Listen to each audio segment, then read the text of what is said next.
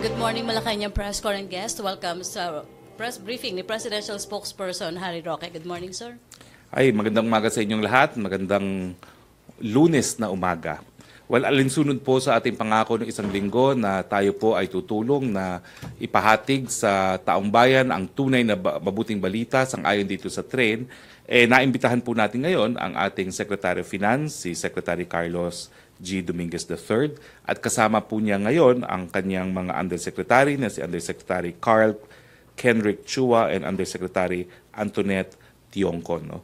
Ladies and gentlemen of the Malacañang Press Corps, let us all give a warm welcome to Secretary Dominguez and Undersecretaries Chua and Tionco.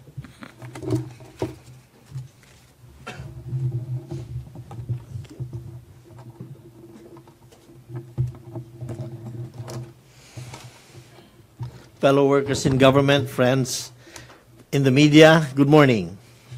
Today, our team will present to you the highlights of the tax reform for acceleration and inclusion, or TRAIN, the first package of our comprehensive tax reform program, which was signed into law as RA 10963 on December 19, 2017. Specifically, I will discuss the key provisions of the TRAIN law and its impact of income and prices, and how much revenues will be raised from this reform. Let me first emphasize that this reform is an important milestone in our economic history. This is the first time that we are doing a tax reform not because of a crisis or because it was imposed by external forces. It is also the first time that the main purpose of the reform is to reduce poverty and inequality, and not because of deficit or debt reduction. TRAIN is the first step to once and for all correct our unfair, complex, and inefficient tax system. Package 1 corrects the long-standing inequality of the tax system, thereby giving relief to 99% of taxpayers after 20 years of non-adjustment, while broadening the tax base. Here are the key provisions of TRAIN. First, everyone's first 250,000 pesos of annual taxable income, which the tax is around 21,000 pesos, is exempt from income tax. For the annual income between 250,000 and 400,000 pesos, the tax rate now is 20% of the excess over 250,000 pesos. So there should be no fear in breaching the exemption threshold, as only the excess will be taxable. In addition, the first 90,000 pesos of the 13-month pay and other bonuses is exempt from income tax.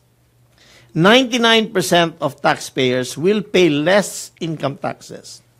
Only the top 1% with taxable income above 8 million pesos will pay more, because this is the mandate of a progressive tax system that is contained in our Constitution. For example, the minimum wage worker in Manila with 12,000 pesos monthly salary will continue to be exempt from personal income tax. A clerk who receives a monthly salary of 15,000 pesos last year paid 7,000 pesos in taxes. This year, because of TRAIN, he will now be exempt. So he will have an extra 7,000 pesos that will not be deducted from his withholding tax. A call center agent with a monthly salary of 21,000 pesos used to pay almost 22,000 pesos every year in taxes. He will no longer pay anything in income tax under the tax reform. A public hospital doctor who has an average of 57,000 pesos a month will take home 48,000 pesos more this year because of the lower tax rate. So, basically, what will happen is for those people who pay 250,000 pesos and above, they will receive more or less 1 month's take-home pay every year, extra. So this was the promise of President Duterte during the campaign, and he has fulfilled it. The following are the rest of the proposed tax schedule for 2018. For annual income between 400 and 800,000 pesos a year, the tax rate is 25% of the excess over 400,000 pesos plus 30,000 pesos. In the past, the tax rate was 32% in excess of 500,000 pesos. For annual income between 800,000 and 2 million pesos, the tax rate is now 30% of the excess over 800,000 plus 130,000 pesos. For annual income between 2 million and 8 million, the tax rate is 32% of the excess over 2 million plus a tax of 490,000 pesos. And finally, those earning 8 million pesos and above will be subject to a higher tax rate of 35% of the excess plus 2,410,000 pesos. These rates will further be reduced starting on 2023. The next increase is in the oil excise tax. Congress approved various rates depending on the oil product. For example, excise tax on diesel per liter is 2 pesos and 50 centavos in 2018, 4 pesos and 50 centavos in 2019, and 6 pesos in 2020. On the other hand, the excise tax on gasoline per liter will be 7 pesos in 2018, 9 pesos in 2019, and 10 pesos in 2020. This means that starting around late January 2018 or early February, the indicative pump price for diesel will be around 35.6 pesos per liter for gasoline and 49.8 pesos per liter for gas. Our analysis shows that the overall inflation might be increased by 0.7% due to higher oil prices in 2018, of which food prices may increase by up to 0.3%, and transportation will be up probably 0.1%. This is rather manageable, especially when compared to the savings from the lower personal income tax. History supports this analysis. Between January 2016 and January 2017, diesel increased by almost 14 pesos, which is an equivalent increase of 76%. However, inflation remained stable. Food and transportation and electricity, gas and housing and water did not increase significantly. Rice, together with other essentials such as pork, sardines, fish, and noodles, did not have a significant increase despite the huge increases in diesel from January 2016 to January 2017. To protect the poor and vulnerable from the impact of these moderate increases in prices due to the increase in oil excise, the DSWD is mandated to provide a targeted cash transfer to the poorest 10 million households in the amount of 2,400 per year in 2018, 3,600 per year in 2019 and 2020. This will be implemented in the first quarter of 2018. DSWD will identify beneficiaries based on the listahan, the Panpatawid Pamilyang Pilipino Program and the social pension beneficiaries. The budget for the unconditional cash transfer is included in the 2018 budget, totaling 25.7 billion pesos. On coal, Congress increased the excise tax on both domestic and imported coal from 10 pesos per metric ton to 50 pesos, 100 pesos, and 150 pesos in 2018, 2019, and 2020, respectively. Domestic coal will be continue to be exempt from VAT. With an average price of 9 pesos per kilowatt, now, the impact on the Meralco electricity price of coal is 2 centavos per kilowatt. Those who consume 100 kilowatt hours per month pay about 780 pesos per month. They will only pay an additional 2 pesos due to coal and 13 pesos more 13 pesos more with the oil and excise VAT. So essentially, if you were paying 780 pesos a month on your electricity, you will be paying now about 793 pesos a month. On automobile excise tax, the cheapest vehicles will face a 4% rate and the most expensive vehicles a 50% rate. The tax rates are based on net manufacturing or importer's price before the margins of the importer and dealer are included. Pickup trucks and purely electric vehicles will be fully exempt from the excise, while hybrid cars will be taxed at 50%.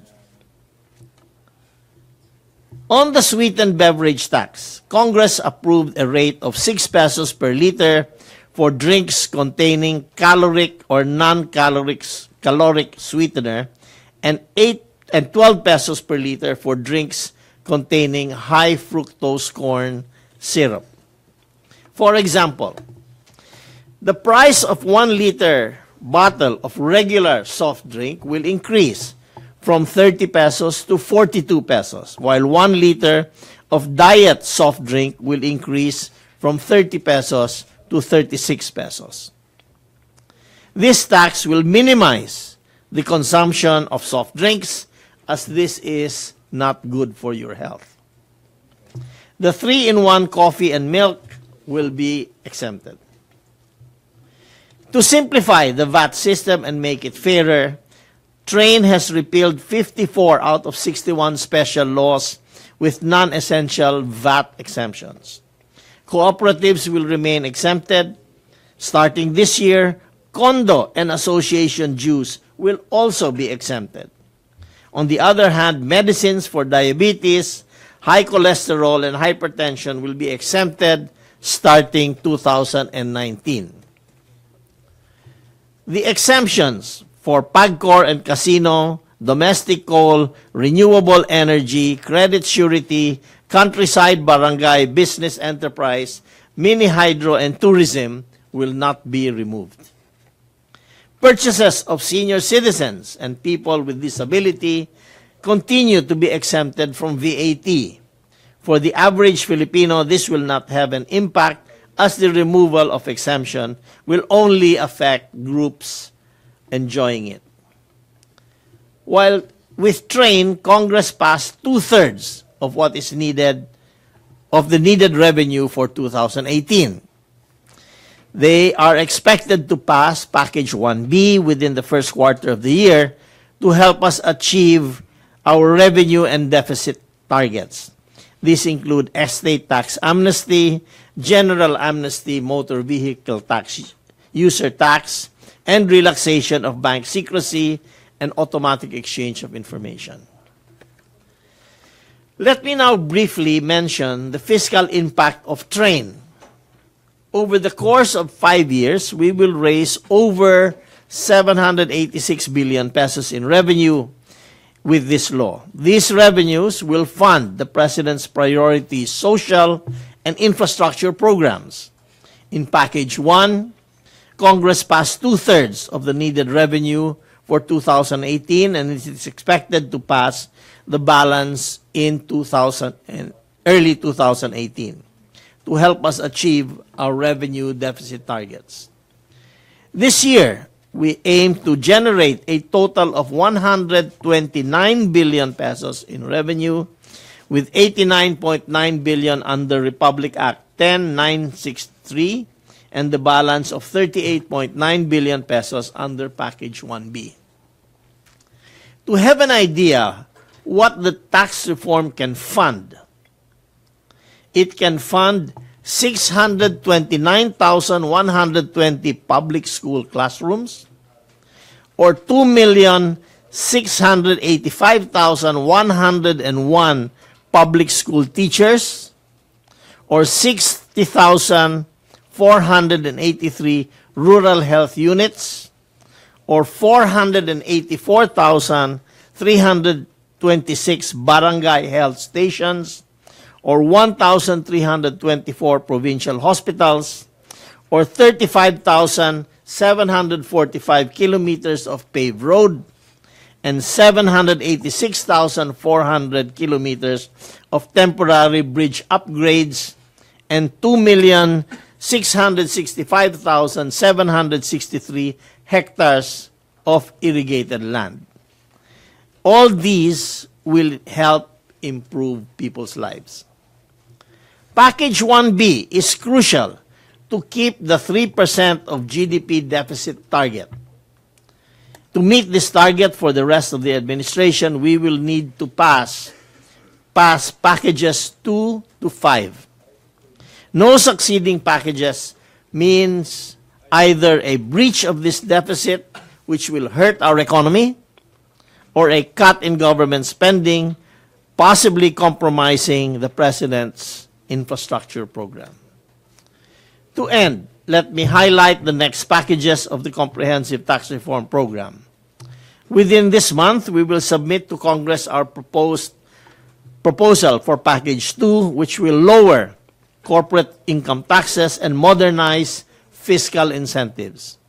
We will also submit Packages 4 on passive income and financial taxes by the second half of 2018. Thank you very much. And we will accept questions now. And I know your questions will be difficult. That's why I brought two of our expert undersecretaries here, Undersecretary Chonko and Undersecretary Chua, to help answer these questions. Okay, thank you, Secretary Dominguez. Malacañang Press Corps, question? Questions? Celerina Mundo. Microphone, please, Pia. Pahiram ng microphone. Thank you.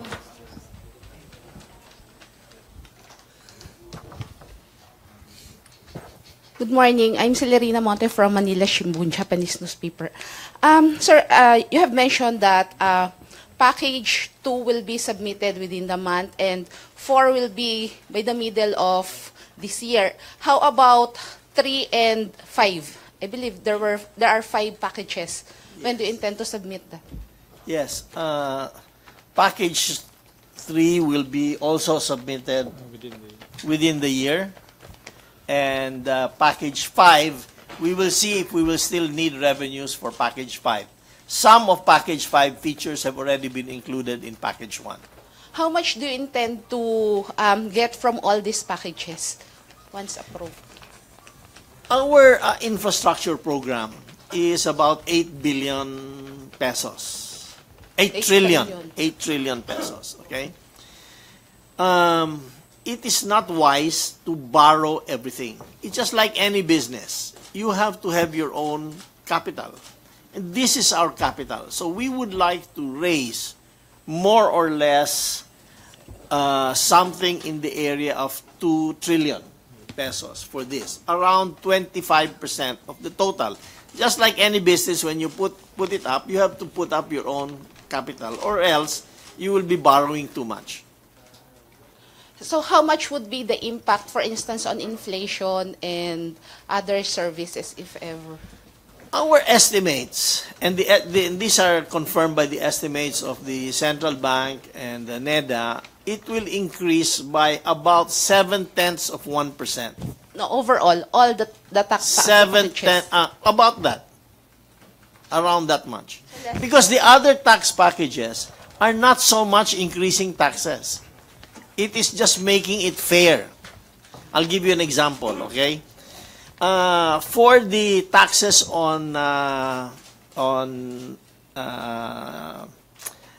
what do you call this, passive income, like your interest, okay? When you put the money in the bank, you get an interest, right? However, the government or the BIR will take 20% of the interest that you pay, right? That is if it is in pesos less than 5 years. If it is in pesos more than 5 years, no tax, okay? Now, we think that's a bit anti-poor, because who can afford to put your money more than 5 years, di ba? So it really favors, right now, the current tax system favors the wealthier people in the country.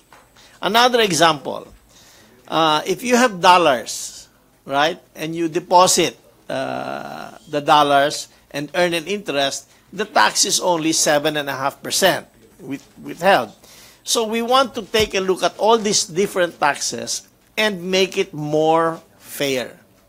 And it's very complex, because we thought earlier that it would be simple, but there are about 150 laws for these taxes. So, Incentives. yeah, so we want to make it more fair. So the other tax packages are not really designed to make more revenues. They are designed to make the system more fair. Clarification regarding dun sa second package, sa corporate. Yung 5%, according to the press release, yes, I know. Before, you have mentioned that, does it cover the special economic zone? Yung 5%, it will become 15% income, corporate tax. Right now, we are the only country in ASEAN who have 14 agencies that give tax incentives. In other ASEAN countries, there is probably 1 or 2 only. So we have a whole menu of incentives, and they are not all coordinated all the time. So we would like to simplify it, to make it more fair to everybody. The specifics are going to come out in about 2 weeks' time. So that 5%... It will come out in about 2 weeks' time, the final specifics. So it's not yet final, yung 5 to 15%? Well, it's not yet final, because we are going to put together the bill. And of course, that is our proposal, and it will be filed by the legislators. Okay, please state your name and agency. Secretary Henry Uri po sa DZRH. Yung binabanggit ho ninyo na can fund, ano ba yan? Kayo na ho ba yung termino ng Pangulong Rodrigo Duterte mapopondohan lahat? Ganito ho yun, no? Yung tax, the tax that we are raising that is the, if I just talk to you in money, it doesn't really mean anything, di ba? But if I tell you, this money that we will raise can fund 2.6 million hectares of additional agricultural land, I think it means a little something, right? So this is what this money can buy. In 5 years, meaning during the term or during the remaining years of this Duterte administration? Yes. That it can fund that. Okay? Okay. So asahan po namin because of train, meron kami mga infrastructure, rural health centers, provincial hospitals Yes. na makikita Yes. Because of this train? Of course. Okay. Another question, Secretary, siguro ho ay narinig niyo ito, pero for the record, bakit daw po rin nyo pinapatawan ng buwis ang nakararami, lalo po ang mga medyo hindi naman kayamanan na mga individual na mamamayang Pilipino, pero may mga hinahabol po tayong mga tax evader. Ang tanong po ilan po ba at sino-sino po ba yung mga top 3 o top 5 tax evader ngayon sa ating bansa? Nahuli na namin yung isa. But I cannot tell you the rest kasi under investigation pa. Or maybe Tonet would like to add. No. It's still under investigation. Last question, Secretary. Noong April pa naman ho ito, pero mismong sa Pangulong Rodrigo Duterte nanggaling, yun pong sinasabi niya, na si Ginoong Lucio Tan ay mayroong 30 billion unpaid taxes sa gobyerno. Ano po ang nangyari na po dito? Tonet? Yes. Based on the records of the BIR, there is no final finding on any assessment for Lucio Tan. Maaring meron siyang mga regular audits na kinoconduct ng BIR, but that's about it. So, hindi po gaanong katotoo yung sinabi ng Pangulo na may 30 billion siyang unpaid taxes sa gobyerno? I think he may have been referring to the payment of the CAAP terminal fees, which were paid already. Opo. Pero 6 billion lang yata ho yung utang ng Yeah. pa. Yeah, I can't be too clear about the numbers, but as far as I can recall, it's that was, I think, what he was referring to. Okay. Last po, kailan po namin makikita na talagang naparusahan o nasingil na sa lahat ng mga tax evaders sa bansa yung pong hinahabol ng gobyerno?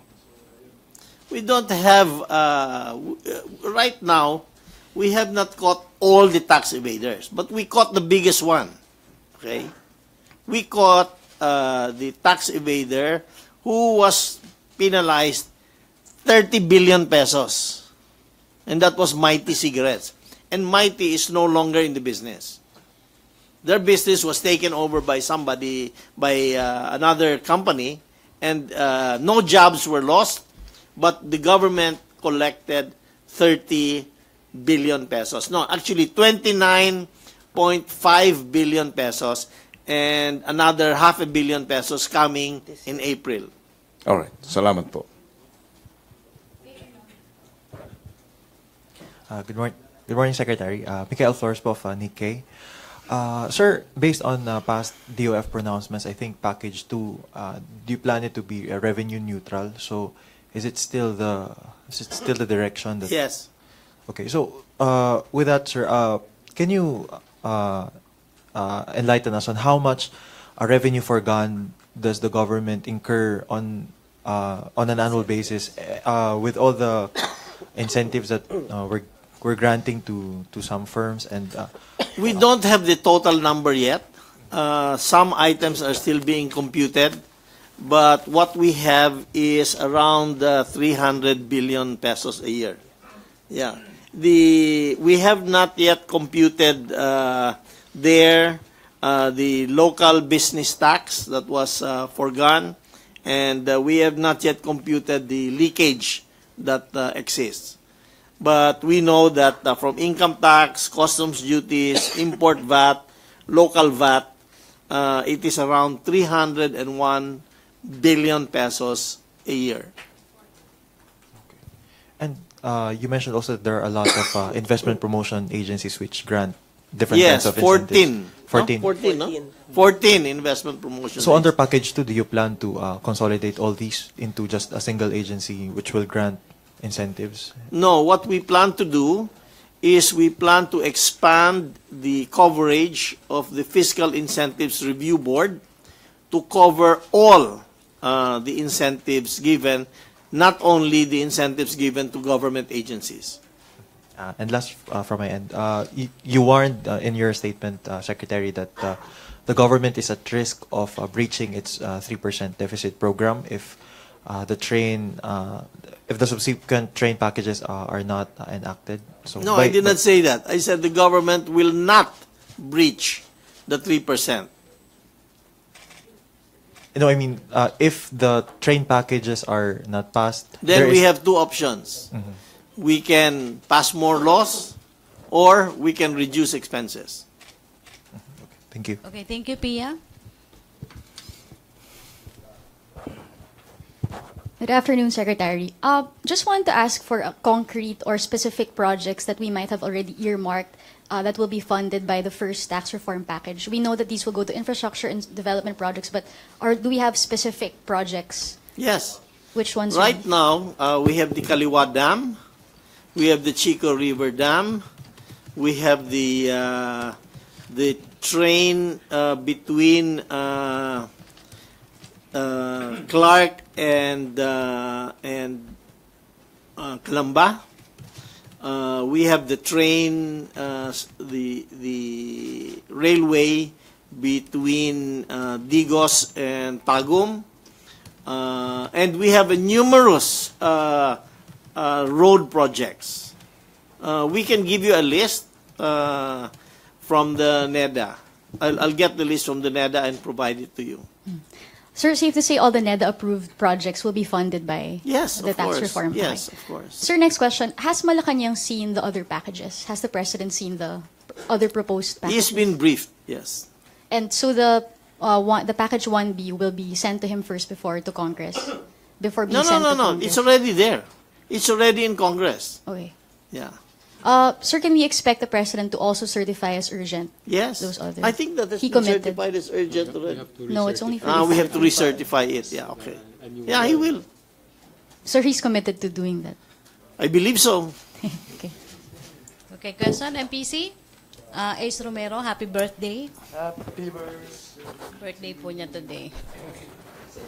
Secretary Dominguez, I'll just ask, when do you intend to issue the dollar, the samurai, and panda bonds? The panda bonds are actually pending approval by the monetary authority in China. That's the usual process. The panda bonds we are studying for issuance sometime this year. And what's the other one?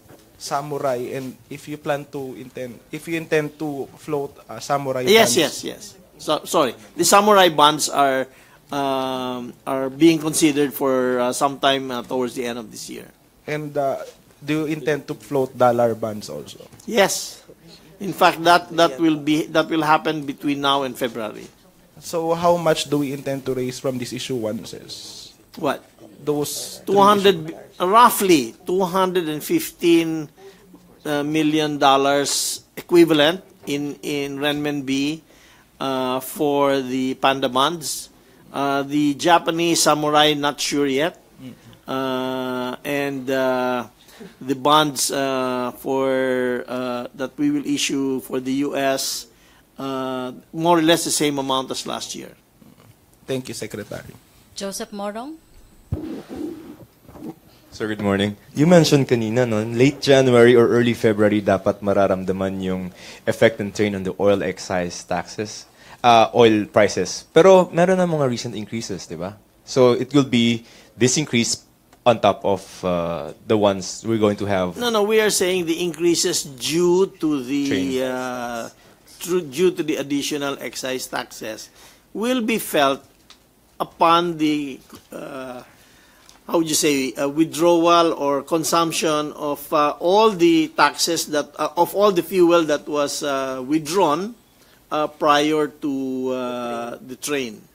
Kasi the gasoline stations keep I don't know how many months inventory. So the inventory that was already paid with the old taxes should remain at the same price. So dapat, sir, early February and late January dapat. I think so. I don't have the exact inventory figures. Yes. We'll check with the DOE about that, but that's what I expect, diba? Yeah. Around that time, yeah. I'm just curious. Meron pong provision for vouchers, no, for jeepney drivers. Was that retained in the final form? There is in the budget I think a 900 million subsidy for these vouchers and social assistance. That is if they will be affected. But so far, we have not seen a case wherein we would have to tap that in full.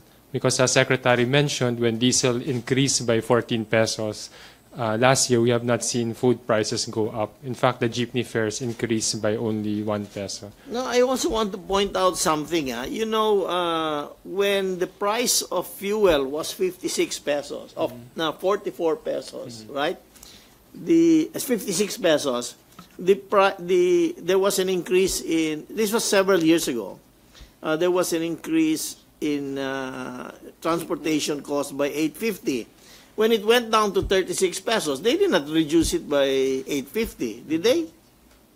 Exactly. So, sir, related to that, may petition po for fare hikes, di ba? So you don't think that's warranted? I'm not sure. We have to look at the figures. But at this point in time, since the fuel did not go up, I don't see any reason to have a fare hike because of fuel. Right, sir. Thank you. Okay, MPC questions on train. Dreo Calonzo. Microphone, birthday boy. Hi, sir. Good Yes. afternoon, sir. Will the government proceed with the plan to sell PAGCOR casinos this year? That plan is being prepared by the PAGCOR as well as the privatization group in the Department of Finance. You know, it's a rather it's not a simple selling of goods, since there are a lot of complicated contracts involved, no? So what we are planning to do is basically the goal is to separate the operating function of PAGCOR from its regulatory function. So given that it's quite complex, will this proceed still this year? Yeah, I think the plan will be completed within the next few months. Okay, last question. Okay. Celerina muna.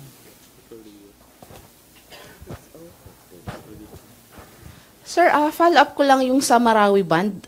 Meron na bang plan to issue that? Kasi I believe Yes, there is a plan to issue the Marawi bond. What we are waiting for is the plan to rehabilitate Marawi. You know, the financing only follows the plan. So we don't have the complete plan yet, but I understand Mr. Del Rosario has said he will finish it by March. But we are ready with the issuance of a Marawi bond. How much po yung inaayos? I don't know nga because we have to complete the plan first. But there's an initial assessment of 50 billion already. There is a couple of, I think there is it 20 billion in the budget already set up. But that's certainly not sufficient, I believe. But we have to wait for the complete plan. So by second quarter, kung matatapos? Well, depends on the plan. You know, the financing only follows the plan. I mean, you know, you don't borrow a house, borrow money before you have a plan to build a house, diba? So we'll wait for the plan. But we are ready to issue that bond. Last Those two bonds, questions. Yeah. Please state your name and agency. Thank you. Sir, I'm RJ Balinbin from Business World. Sir, on the general tax amnesty in the package 1B, how much do you expect from it? And can you give us details about it, sir? Carl. Well, yung amnesty, we can't really say how many will avail. But so what we did was to look at past amnesties and how much we collected. I think in the 2008 amnesty, we collected 13 billion. That's around 0.07% of GDP. So we used the same estimate, and that is around 26 billion, if I'm not mistaken. Double na? Double, yes, because our GDP has practically doubled. But it really depends on who will avail. Thank you, sir. Sir, what about the implementation of the attrition law this year? How do you plan to push for the implementation? Yeah. Well, first of all, I'm happy to report that the collections of both the BIR and the BOC have exceeded the threshold for applicability of the attrition law. As of the latest numbers that came in. The BOC collected 97.86 of the collection target, and the BIR collected 97.19% of the collection target. So all in all, because the threshold is 92.5, so on an overall basis, they've already exceeded the attrition target. We will see how that works out as you break them down per district, per office, whether those lower offices have met their targets. But, you know, as a general rule, they've exceeded the target, the 92.5 threshold for that issue, though. Okay, thank you. Last question on train, Joseph Morong.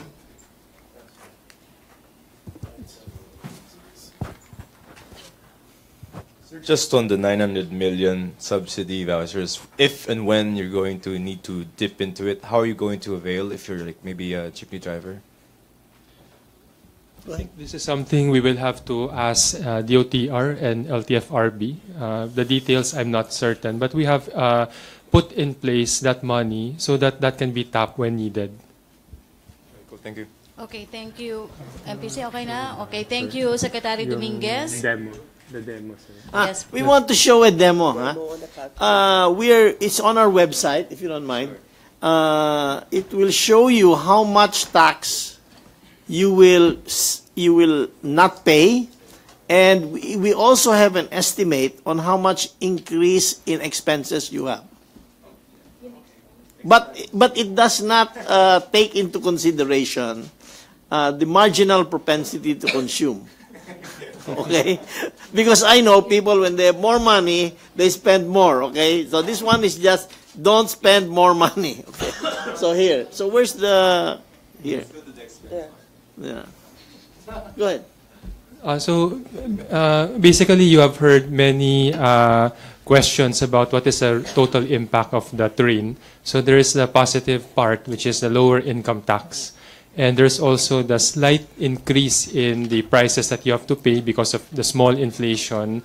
And if you buy products such as sugar, sweetened beverage, and oil. So we developed this so that we can explain to the public what is the real impact. So if I will just demo, so here, if you go to the www.taxcalculator.ph, which will be now live for everyone to check, you can input your marital status, so single or kasal, let's say kasal. And then dependents, maybe you have 2 dependents. Complicated. Okay.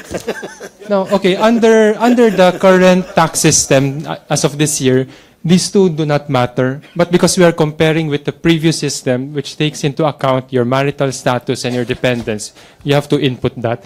And then you put your gross. Let's say your gross is 50,000 per month.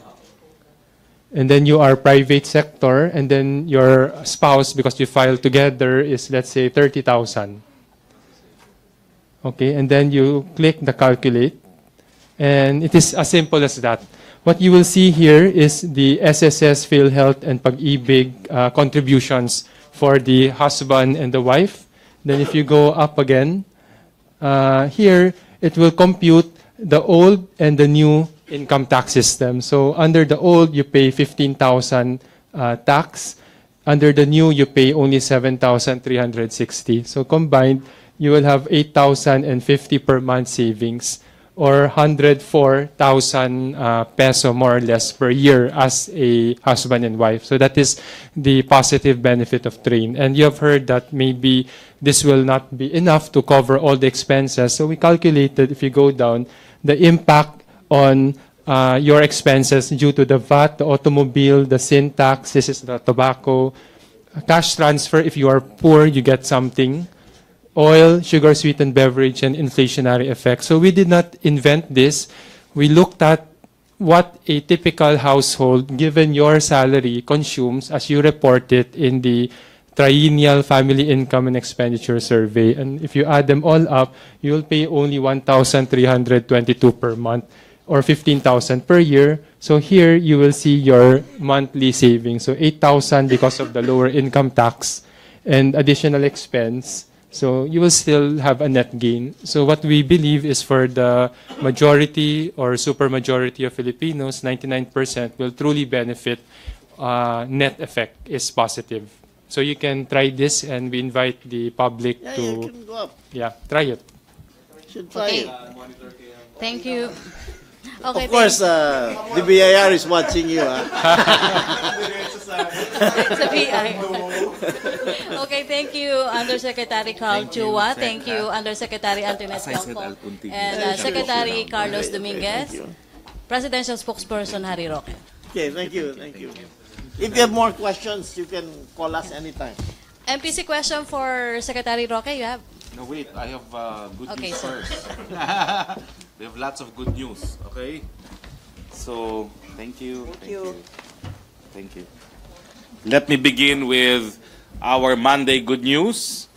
Pulse Asia released its last quarter survey on approval and trust rating. The president received the highest approval at 80% and highest trust level at 82% amongst the country's top 5 national officials. No? These numbers show that our people are aware of and recognize the significant strides the president undertook in his 1 year and a half in office. No? We assure our people that he will continue to discharge his duties with the nation's interest foremost in his mind. We thus call on everyone to put this appreciation into action by standing as one and helping the government as we continue to address the problem of poverty, illegal drugs, criminality, and corruption. Second good news, the DOTR announced today's groundbreaking ceremony of the Southeast Metro Manila Expressway Project, or the SEME, which is the first phase of the Metro Manila C6 Expressway Project. No? When completed in 2020, it will cut travel time from Bicutan, Taguig to Batasan, Quezon City by only about 35 minutes. SEME will start in the south with a connection to the existing Skyway Stage 1 in FTI Taguig City and will terminate in Batasan Complex in Quezon City. It will eventually connect to the North Luzon Expressway via Balagtas. Groundbreaking ceremony was led by DOTR, Toll Regulatory Board in partnership with DPWH and the Basis Conversions Development Authority and the City Government of Taguig. More good news. We continue to deliver social services to our veterans and their families. Last year, 85.05 million worth of medical and health care subsidy was allocated by the Philippine Veterans Affairs Office for our veterans and their qualified dependents under the Veterans Hospitalization and Medical Care Program. An average of 208,159 pension accounts also benefited from 9.06 billion pension allocation in the PVAO. In addition, 2,185 Iskolar ng Bayan were given education benefits with a total amount of 38.11 million as of November 2017. More good news, the WHO had positive remarks for our sugar-sweetened beverage tax provision. No? The WHO said that the passage of the tax provision for sugar-sweetened beverages, saying that this is a great step forward in protecting the health of Filipinos. The Philippines is among the first Asian countries to initiate the SSB tax. With this development, we hope to contribute to our national health agenda and hopefully prevent the risks associated with overweight and obesity, diabetes, cardiovascular disease, and tooth decay. Final piece of good news for this week, for this Monday, is that the world we top for the third straight year. We top, meaning we're number one in the World Energy Council's Energy Trilemma Index 2017 on environmental sustainability. Environmental sustainability, together with energy security and energy equity, forms part of our energy development program. Relative to this, the national government, through the Department of Energy, has laid down policies including the Renewable Portfolio Standards, which mandates energy distribution utilities to source a minimum portion of their energy from eligible renewable sources. And soon, the Green Energy Option Program will be launched to enable consumers the power to choose renewable energy resources as their source of energy. The WEC rating on environmental sustainability is also recognition of the administration's advocacy encouraging Filipinos to make energy efficiency and conservation a way of life. Our program on minimum energy performance requirement for household appliances continues to help us control the growth of our total energy consumption and reduce greenhouse gas emissions. Let me comment first as a spokesperson on the Jerry Ortega case. The President remains the chief implementer of the laws. The case was filed by the executive. We have gotten a decision from the regional trial court that the evidence against former Governor Joel Reyes is strong, which prompted the court to dismiss the petition of bail. We will exercise all legal options to reverse this decision of the Court of Appeals. For the first time, I was allowed by the President to comment in my individual capacity on this case. So I have expressed consent to comment, and my comment is, it is not true that the case was a miracle. The case, true, is a kababalaghan, but is really a travesty of justice. I point out that the only issue in the petition is whether or not there was probable cause to charge former Joel Reyes. There was already a prior Supreme Court decision with Justice Marvic Leonen as ponente, ruling on the validity of the second panel created to investigate and determine probable cause against Joel Reyes, and which panel concluded there was probable cause. And the Supreme Court in that case said that pursuant to the Crespo ruling, which is Mark Jimenez, it is now up to the lower court, the regional trial court, to determine the existence of probable cause. As former private prosecutor in the case, I only left the case June 30, 2016, when I took my oath as member of the 17th Congress. At that time, we had concluded presentation of all evidence for the prosecution, and the defense had already concluded its presentation of evidence, and there was already a decision of the lower court that evidence of guilt was strong against former Governor Joel Reyes. So I find it alarming that this CA decision, number one, overruled an earlier Supreme Court decision, and number two, arrogated its own judgment for that of the regional trial court that had the opportunity to physically accept the evidence, observe the demeanor of the witnesses, and concluded that there was in fact probable cause. This is a very sad development for freedom of the press in this country, given that the murder of Jerry Ortega is a classic case of extralegal killing, since Jerry Ortega was both a member of the journalism profession, he was a journalist, and he's also an activist. EO 35 classifies a killing of both journalists and activists as extralegal killings. No? And of course, we condole with the family of Jake Makasait. Jake, as you know, is a long-term publisher of Malaya. We consider his death to be a big loss to Philippine journalism. Aside from being active in publishing Malaya and being active in the Mosquito Press during the martial law years, Jake was best known for wanting to be cited in contempt rather than be silenced even by the court. In one Supreme Court decision, he was cited in contempt because of his remarks about the so-called Majestic Seven, alleged judges in cahoot with alleged corrupt justices of the Supreme Court. He preferred to be cited in contempt rather than surrender his independence as a journalist. I had the privilege to work with Jake Makasait in connection with the libel cases filed by the former First Gentleman against a number of libel cases. He was very maverick and insisted, let them file charges against me because I consider them as badges of honor. He will be missed, both by me personally and by the nation. Questions now. Joseph Morong. Sir, distinguish ko lang yung binayagan ka na magsalita on your own, yun lang yung soundbite na kababalaghan. But your statement that the government will do everything to reverse the CA ruling, that's from him. That's an official stand of the Philippine government because all criminal cases are prosecuted in the name of the people of the Philippines. Alright, yun muna sir, baka may iba pang Jerry na topic. Pia, may follow-up question? Celerina Monte. So, sir, what does the government intend to do? Like, will there be any filing of any appeal or?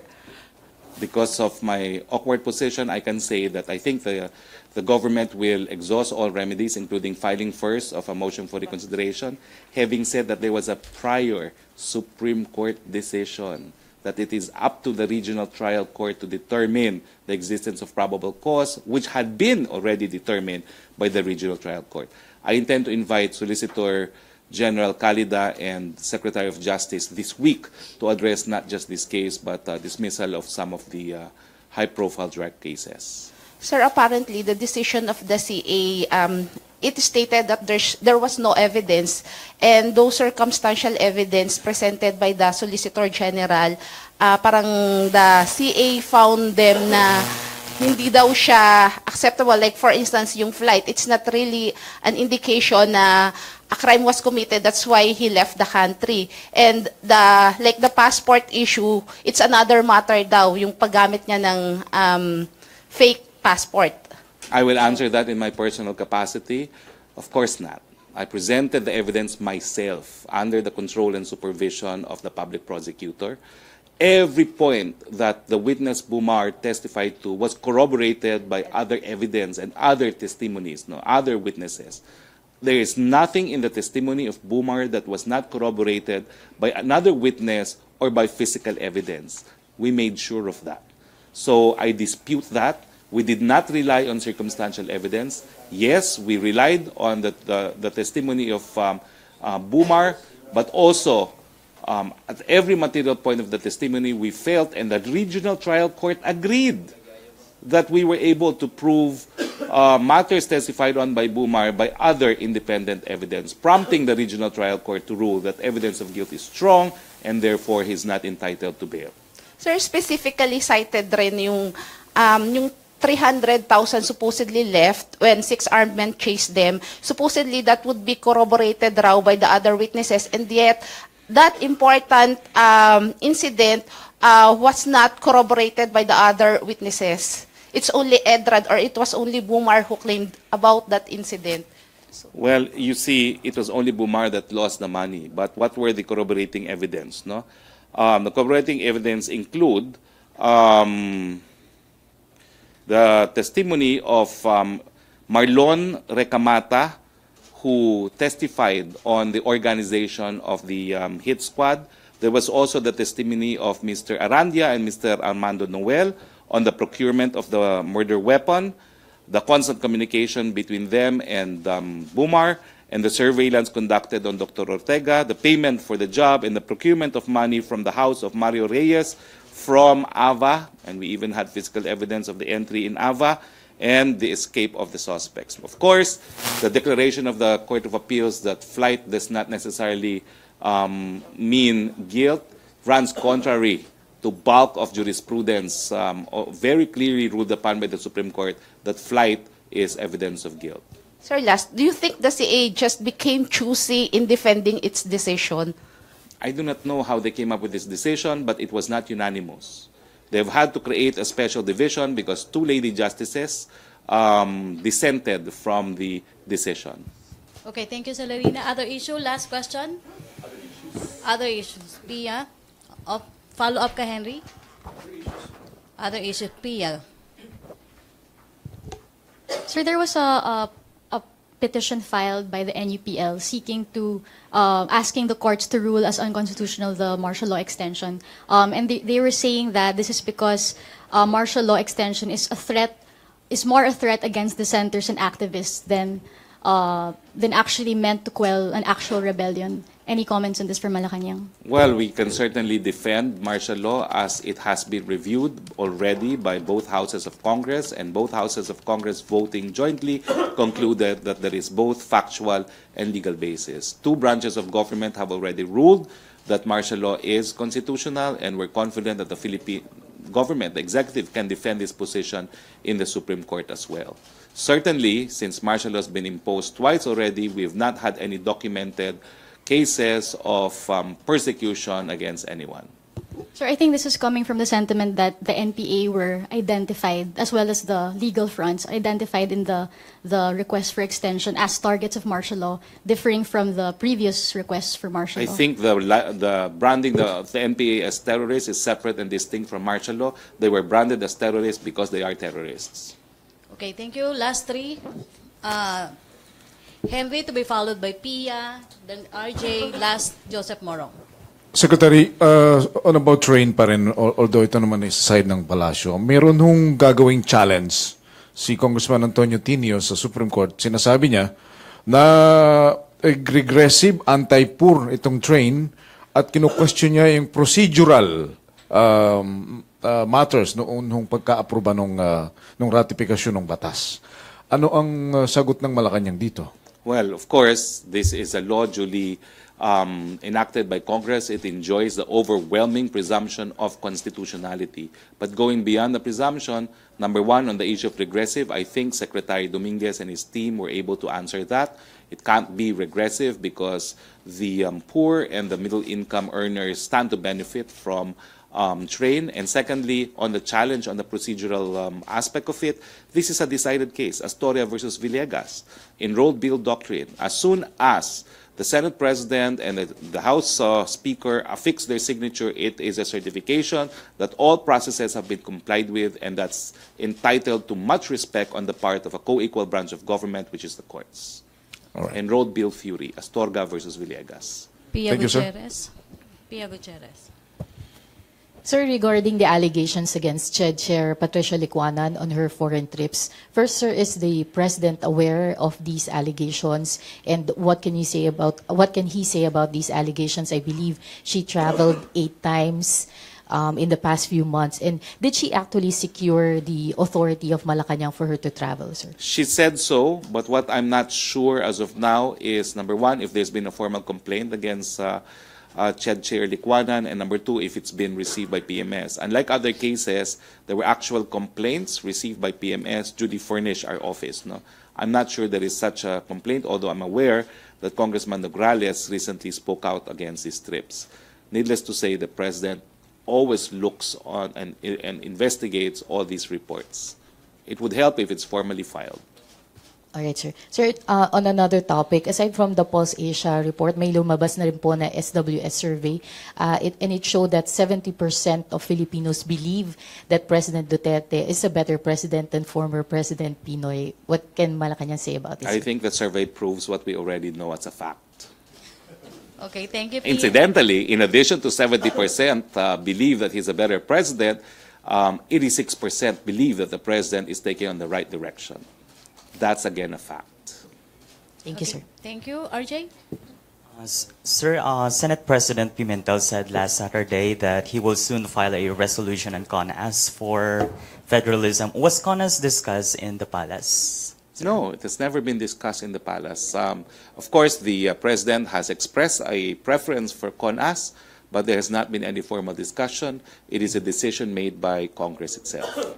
Has the palace submitted an official proposal on federalism to the House or Senate? Not the palace, PDP Laban has. Okay. Thank you, sir. Okay, thank you, RJ. Last question, Joseph Morong. Related, will Malacanang certify that bill as urgent, the federalism by Coco? Well, let's just say that as of now, it hasn't been certified. I will check with the President if he's inclined to have it certified as urgent, although both houses of Congress have identified, okay, CONAS and constitutional revision as part of their legislative priorities. Sir, ano yung magiging priority? BBL or federalism? That's really up to Congress. Not the palace? Because, Not the palace. it's Congress, an executive commitment. Well, Congress is still a separate branch of government. We leave it to the leadership and the members of the Congress to agree on their legislative priorities. The President will not push for the BBL? The President has been pushing for BBL, but it's up to Congress because your question is, what will they prioritize? That's up to them. Okay, thank you, Joseph. Thank you, Presidential Spokesperson Harry Roque. Thank you and happy birthday, and see you again tomorrow. Happy birthday, and I think there will be a celebration. Okay, thank you, Malacañang Press Corps. See you tomorrow.